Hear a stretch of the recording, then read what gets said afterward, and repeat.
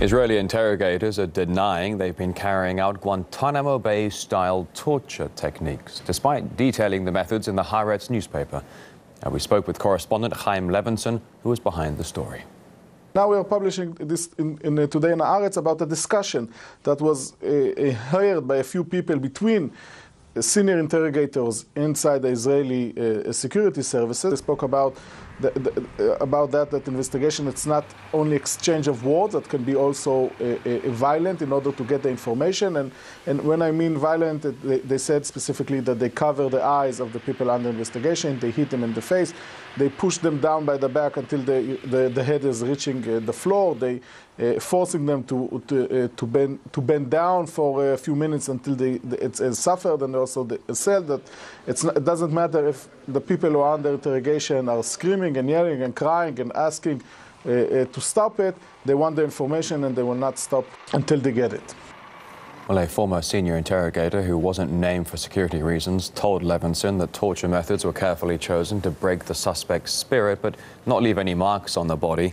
That includes slaps to the nose, ears and lips. Handcuffed suspects were also made to bend their knees with their backs to the wall and hold that position for hours. In other cases, detainees forced to raise their hands to shoulder height while cuffed behind their back. Now, here's what some of those tortured described what happened. I was put on a chair blindfolded and given a painful slap that made my head spin. They bent my back backwards, then raised it a bit to change the position. At some point I started to cry. I screamed and wept from pain. The Israeli High Court outlawed torture in the late 90s, but left a loophole called necessity of defense. And that means interrogators can use excessive force in extreme circumstances. And we asked the IDF and several humanitarian organizations, including Amnesty International, for a comment. No response so far. Again, Haaretz correspondent Chaim Levinson explained why he believed the story is receiving little attention.